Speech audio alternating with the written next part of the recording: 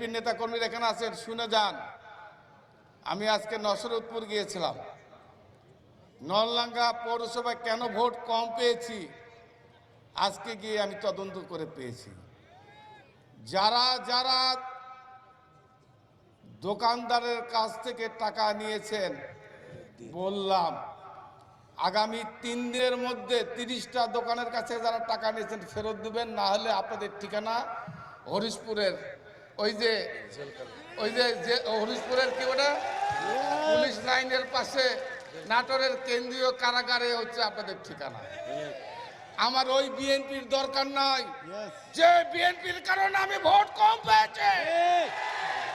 বিএনপিতে সন্ত্রাসীর স্থান রুহুল কুদ্দুস তালুকদার দেবে না। আমি আপোষ করবো না একটা জায়গায়, যাদের কারণে আমি 2 লক্ষ ভোটের ব্যবধানে জয়লাভ করার কথা, যাদের কারণে মাত্র 33,000 ভোটে জয়লাভ করেছি, তাদের মাপ বিএনপিতে হবে না, তাদের স্থান বিএনপিতে হবে না।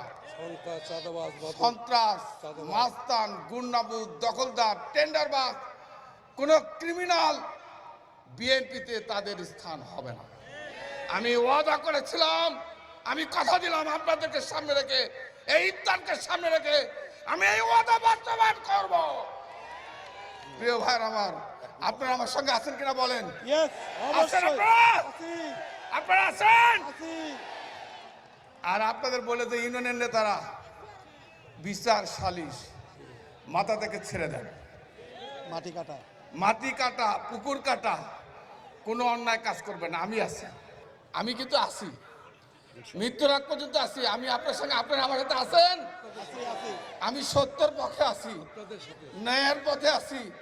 আমি মৃত্যুর আগ পর্যন্ত এই রুহুল কুদ্দুস তালুকদার দুলুর যে পতাকা তারেক রহমান দিয়েছে, এই পতাকাকে আমি সম্মানিত করব, সমুন্নত করব। আপনাদের জন্য দুলুর বাড়ির দরজা 24 ঘন্টা খোলা থাকবে।